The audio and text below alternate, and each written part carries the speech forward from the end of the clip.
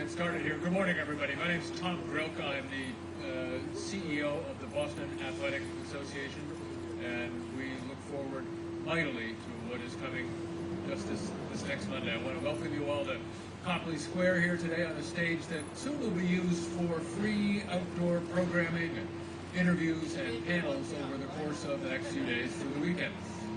It's been more than 900 days since we last ran together here in person. And while the 26.2 mile, 42 kilometer course from Hopkinton to Boston remains the same, the streets are the same, pretty much everything else this year is different. Now, we've worked closely with our COVID-19 medical and event operations advisory group to bring us all back together as safely as can be done, safely for runners, volunteers, people who work on the race, spectators, and just people who live here, so that they can know that a safe event is going on in their midst. We've reduced our field size this year by just about 40%. We've eliminated the athletes' village in Hopkinton, and we're implementing a rolling start for the first time. We're also starting an hour earlier just to space everybody out. Now, I want to thank, and it is our privilege to work with and benefit from the support of all of the cities and towns and agencies represented here, who have met with us over countless virtual meetings, sometimes late into the night, to help us get back here today and to help all of these athletes get back here to run again. Now, all the while, our public safety partners continue working on the front lines while they help us to plan a safe and successful return. We are deeply indebted to this group here today and all the hundreds and even thousands of people who they represent. Thank them for all of their tireless work. Without them, we wouldn't be able to return to this most famous marathon route in history for what will surely be one of the most memorable years in our history. So to all the agencies and partners from local, city, state, and federal agencies who helped to get us here today, we all say thank you at the BAA. And now I would like to welcome to the stage Dr. Pierre Demicourt. He's a sports medicine doc here in Boston, and one of our co-medical directors for the Boston Marathon. He also practices what he preaches and helps with. He is a 6-star finisher. That is to say, he has finished all 6 of the Abbott World Marathon Majors marathons: Boston, New York, London, Chicago, Berlin, and Tokyo, and taken care of a whole lot of the people who run those. So he'll address some of the additional mitigation efforts that we'll have in place on Monday. Dr. Demicourt. Thank you, Tom. Good morning. Boy, what a nice day out here. So, I have had the great honor to be associated with the Boston Athletic Association and the Boston Marathon since I was a fellow in sports medicine in 1996 when I joined the Medical Advisory Board for all the preparations. And the first 7 years I ran the marathon, was so part of the board, but then in 2005, I was offered the volunteer position of the co-medical director, which I've basically done since that time. And as you know, or can imagine, there have been a lot of things that have actually occurred over the past 15 to 20 years. And they've always been issues. Every year in Boston, there's some issue that needs to be dealt with. But I think some of the most memorable were 2012, when the heat was such a big factor we had to actually coordinate with the towns, with the EMS, with the hospitals, with the physicians, making sure that everyone was trained in how to deal with hypothermia. It was really a very significant effort over about a 4 or 5 day period with a lot of meetings. And it went pretty smoothly. The following year, 2013, was the bombing, which was handled very efficiently.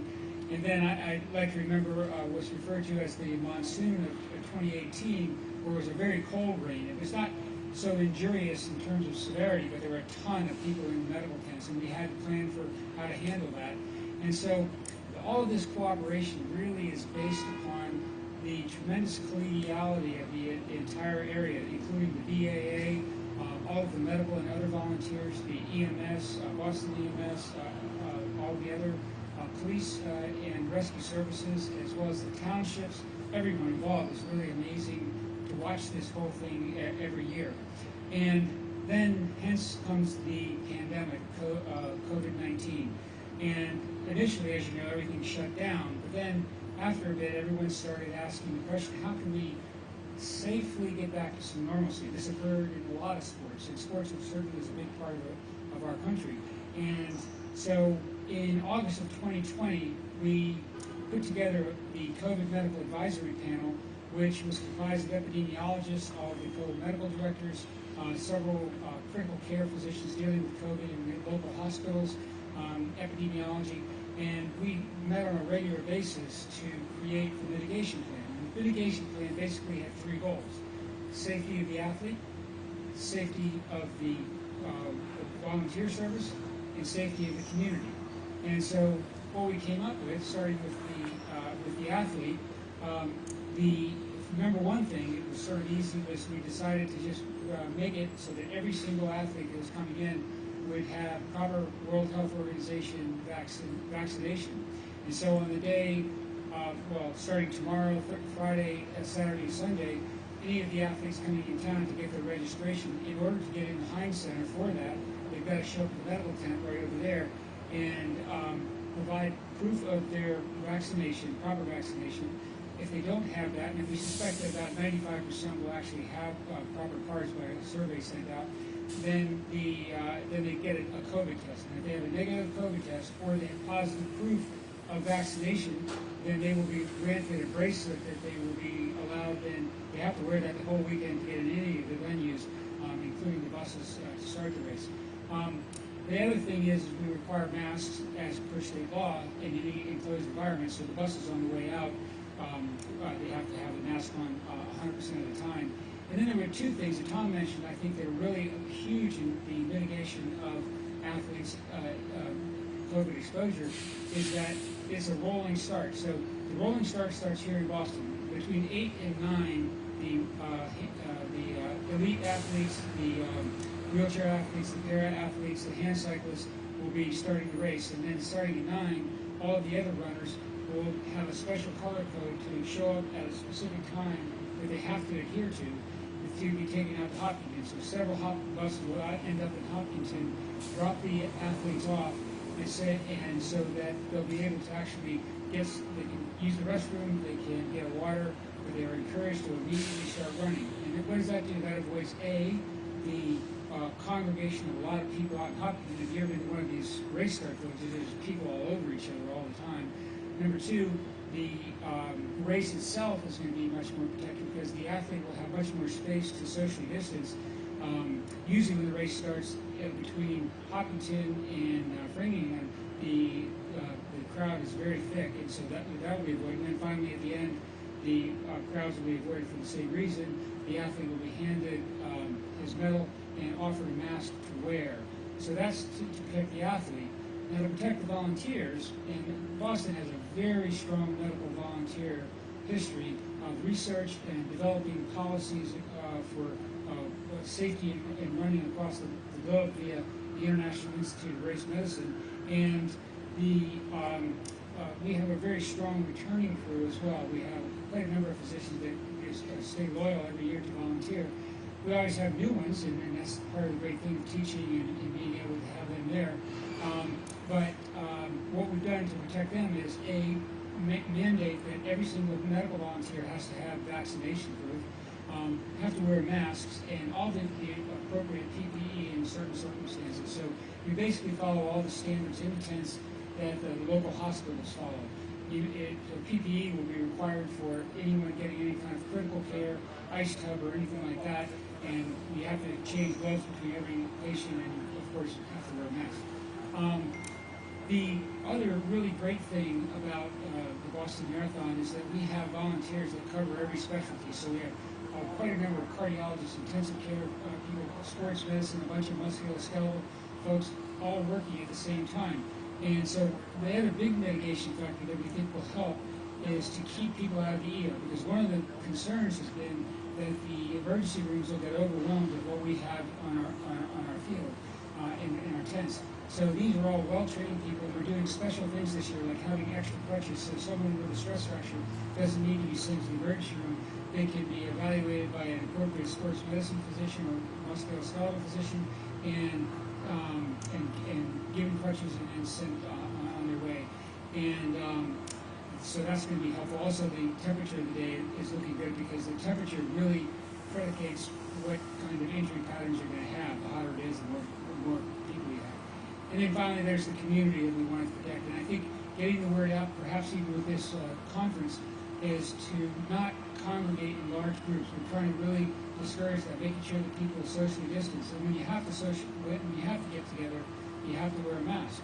We have to be responsible in getting back. We're trying to get back to normalcy. We have to act responsibly and realize that even if we're vaccinated, and I think most of the people in this area are close to being vaccinated, that you can still carry and transmit the virus.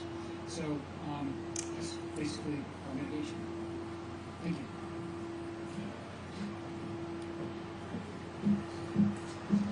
Thank you, Doctor. Good morning, everyone. My name is Jean Benincasa Thorpe, and I'm the Undersecretary for Homeland Security for the Executive Office of Public Safety.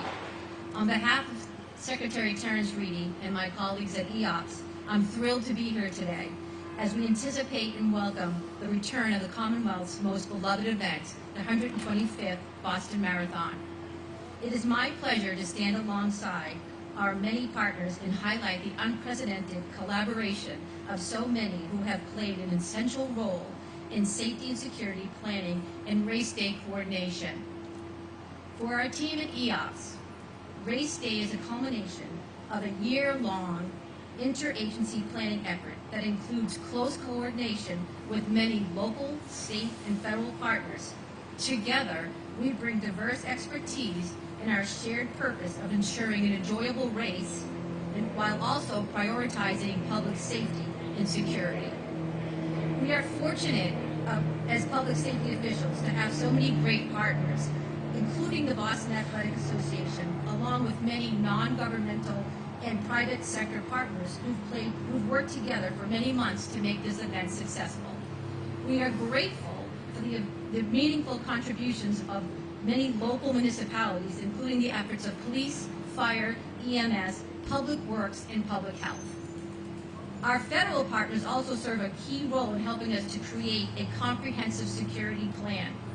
I would especially like to acknowledge the assistance of the FBI, the Department of Homeland Security, FEMA, ATF, FAA, and other federal agencies who have helped us along the way.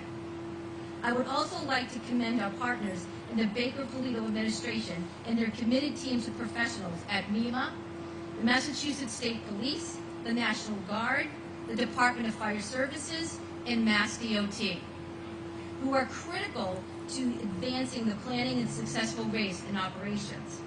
In light of the new evolving public health challenges, we also thank the Massachusetts Department of Public Health for their contributions to our preparation and response and capabilities. The Commonwealth has a proud history of strong relationships among our federal, state, and local law enforcement partners. Our unified approach and combination of resources supports our collective ability to prepare, prevent, and respond as needed. Thank you for everyone for being here today, including the members of the press, who will help amplify our message on security. And if there's one thing that I could really emphasize today while we're here, I ask everyone to remember that safety and security is our shared responsibility. Please remain aware of your surroundings, and if you see something, say something. Call 911 and share your suspicious activities with the law enforcement. As all of us go out to cheer for our runners, your attention to these health and safety standards will make Monday a great next step in the Commonwealth's reopening. And now it's my pleasure to introduce the Director of Massachusetts Emergency Management, Samantha Phillips. Good morning. Thank you, Undersecretary. I'd like to echo the words that you've heard here this morning so far. The Commonwealth and its 8 communities that host the marathon and all of the partners we work with throughout the months of planning are incredibly fortunate to have years of experience and relationships to support the public health and safety planning for this world-class race. The complexity of the Boston Marathon planning effort requires that experience and those relationships, and that is especially true this year given the necessary safety requirements prompted by COVID-19. The planning between the BAA and the dozens of public safety agencies at every level of government to prepare for this race began a year ago. the months of meetings, calls, and coordination sessions brought us to where we are today, on the cusp of implementing our plan to ensure a safe Boston Marathon for runners, spectators, staff, and volunteers. On race day, as in years past, MEMA will be home to a unified coordination center at our headquarters in Framingham. The UCC will stand up at 6 a.m. on Monday morning and serve as the central coordination point for all organizations working to maintain public safety.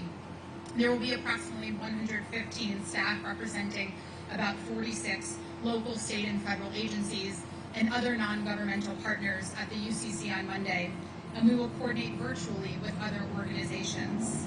Our goal at the Coordination Center is to leverage every tool and system we have to provide our public safety partners a common operating picture, situational awareness from the start line in Hopkinton to the finish line here in Boston, and platforms for requesting resources and to coordinate multi-jurisdictional decision-making.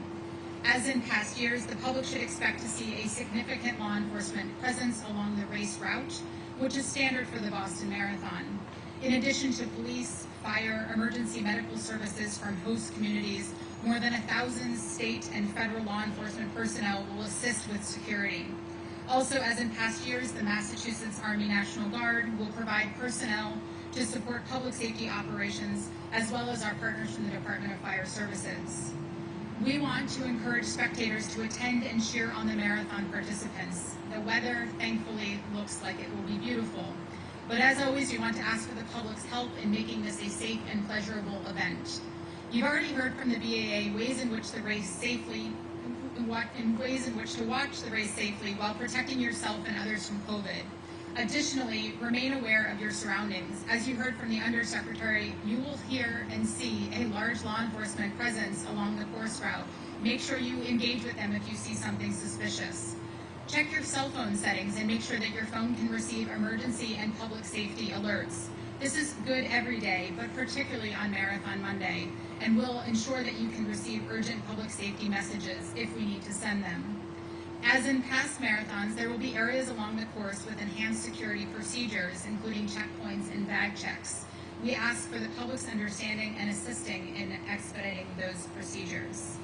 Spectators along the course with any official BAA venue are discouraged from possessing any of the following items. If you come with any of these items, it may result in delays, passing through security checkpoints, and enhanced screening. And those items include weapons of any kind that may be, or any items that may be used as weapons, including firearms, knives, mace, etc. Backpacks or similar items carried over the shoulder, suitcases and rolling bags, coolers, glass containers or cans, flammable liquids, fuels, fireworks, or explosives, any container capable of carrying more than 1 liter of liquid, handbags or packages that are bulky, sort of in excess of 12 inches by 12 inches by 6 inches, large blankets or comforters, duvets or sleeping bags, costumes covering the face or any non-form-fitting kind of bulky outfits extending beyond the perimeter of the body, and props, including sporting equipment and military and fire gear.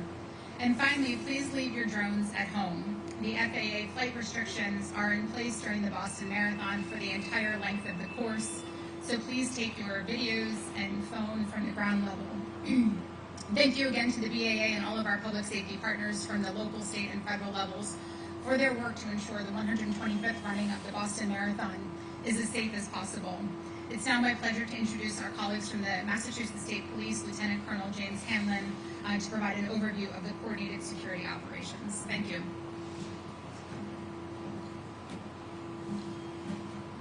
Good morning, everybody. On behalf of the Massachusetts State Police, Colonel Christopher Mason, all the law enforcement public safety partners that have put together this year's plan, I'd like to commend the BAA for putting on another wonderful marathon in the city and providing a safe and secure venue. As you know, in the past, we've never spoken about the actual numbers or methods we'll be using for public safety and law enforcement tactics, but I can assure you it's a very comprehensive and layered approach to security at this year's event. We do have plainclothes, uniformed officers, K-9 officers, bomb detection officers in the Massachusetts State Police Air Wing, that will be providing security to the cities and towns along this road. And what I would like to ask is what the Undersecretary and what Director Phillips has already mentioned, that if the public sees something, they should contact one of these uniformed officers along the route. They are our best source of information. They are the ones that will provide us information if something is not right and is out of place, and we do ask for the public's help. Thank you very much.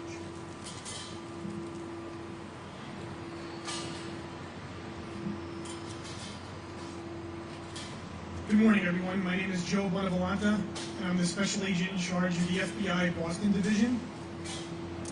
In the coming days, 20,000 runners and the spectators cheering them on will join us here at the finish line to celebrate the 125th running of the Boston Marathon. Everyone participating in this year's marathon should know that we are singularly focused on finding and stopping any potential threat, and we are working around the clock to ensure this year's race is a safe and successful one. At this point in time, neither the FBI nor any other agency in the United States government is aware of any specific or credible threat directed at this year's race. However, with the state's reopening and as we resume attendance at large venues and public gatherings, we urge everyone to remain vigilant and be aware of your surroundings. As our lives slowly get back to normal, this is not the time for complacency. All of you are an extension of our eyes and ears, and ensuring the safety and security of our communities is a collaborative effort. If you see something suspicious, say something, because I can tell you from firsthand experience, it saves lives. Today, the greatest terrorist threat we face here in the United States is from what are in essence lone actors who self-radicalize with little to no warning. Our greatest challenge is identifying them, given their ability to remain undetected until they decide to go operational. We're also countering domestic violent extremists whose personal grievances, from racial and ethnic bias to anti-government, anti-authority sentiment to conspiracy theories, are focusing their efforts on easily accessible targets. Additionally, foreign terrorist organizations like ISIS and Al-Qaeda continue to pose a significant concern. But I can tell you that the FBI has actively worked to collect and share intelligence relevant to these threats so everyone here can make informed decisions on the best use of our resources.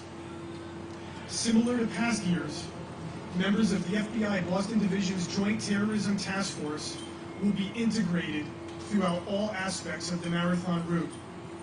Our highly trained specialty teams, including our special agent bomb technicians, SWAT team members, evidence response team, and crisis negotiation team, just to name a few, are prepared and will be standing by to respond to any possible occurrence that may require action on our part. They will be embedded within the command posts and supporting the Joint Intelligence Center, which will be stood up at our headquarters in Chelsea to share intelligence, run database checks, and monitor and investigate any threat information we receive. We continue to maintain a high state of readiness to protect our communities from any threat that may arise, and while an event of this size has the potential to raise concern and cause inconveniences, I hope you have a great time as our city takes center stage once again for the long-awaited return of the Boston Marathon. Thank you.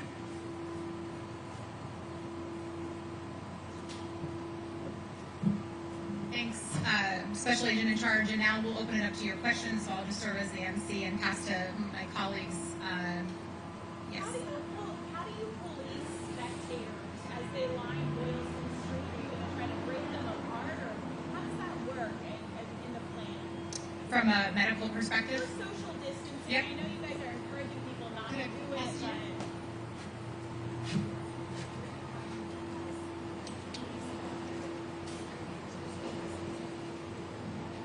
I don't know of anything that is specifically set up to do that other than getting the word out to the community about the race and trying to get that filtered through. Again, even through this venue here, to try to make sure that people act responsibly.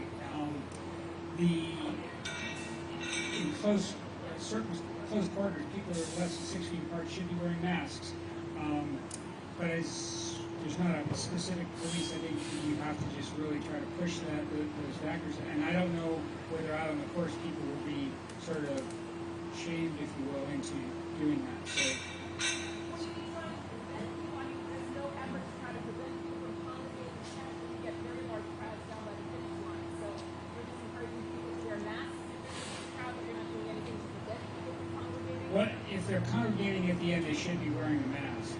And I'll have to check to see. I'm not sure exactly what signage, etc. But I think that's a very good suggestion about having that. Sorry, I don't know if Sandy's taking this. Can I just, I think Tom would like to just follow up on that. Just in general, when it comes to people taking care of themselves and others by social distancing, by wearing masks, we can't make them do anything. But there are guidelines in place in each of the cities and towns along the way, and we encourage people to follow the guidelines implemented by the places where they live and where they're watching. I think the Undersecretary said it best when security and safety really just start with the individual. So whether it's opening stadiums or getting kids back to school or boarding flights, we are going to be next to people, and we should wear masks and do everything that we can to keep ourselves safe and keep others safe. Yes? In all aspects of planning this particular marathon in October versus April, were there any challenges? And then also we have this other moving target as the Red Sox could get into the, come back and play an ALDS game. Our planning for this race, as far as the date, was similar. In some ways, I actually think the October date, we're going to have a beautiful fall day, so that certainly helps. Sometimes the weather in April can be a little unpredictable, as we have sort of coastal storms and other things.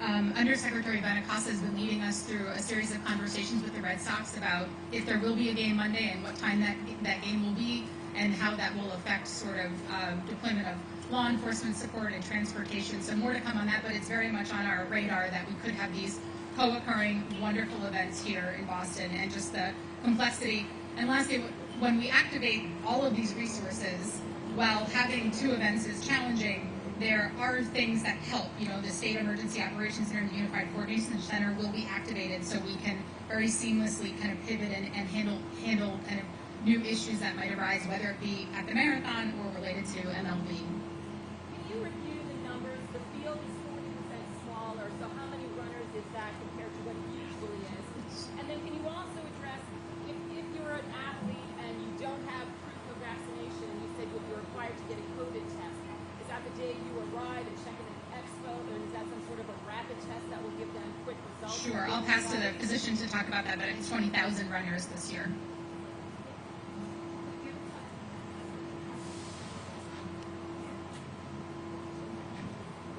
First question had to do with field size, and talk of something up to as much as a 40% reduction. In recent years, the field size has been 31,500.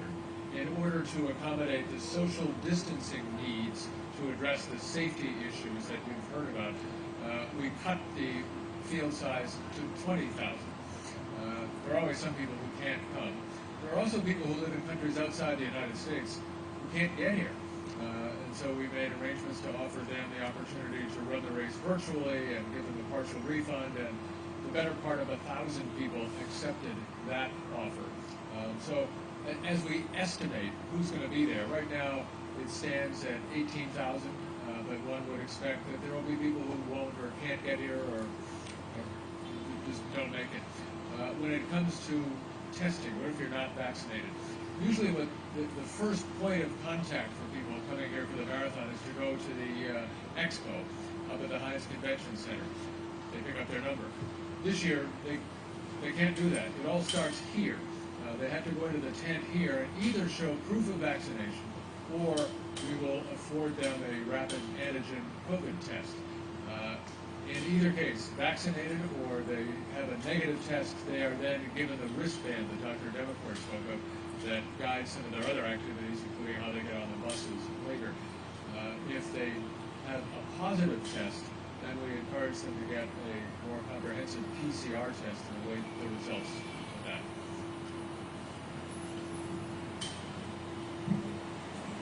Any other questions? I think it's probably time, but on the course, obviously runners won't be wearing masks, but are there any differences in terms of how water is distributed, anything like that, because of COVID precautions, single serving glass Or water distribution? Water distribution, in a way, will be similar to the way it's been before. All of the volunteers are vaccinated. They have personal protective equipment on. They're very careful in the way they distribute this stuff. The tables will be organized a little bit differently. That's probably too much detail for this. But in general, people will be spaced out with the kind of start that was described earlier. Instead of having a great, dense group of people coming down the road, they will be much more broadly spaced out. We've been forced into things like fluid dynamic analysis to see how people move. And normally, if you look at that, there are a whole lot of dots all together on a screen.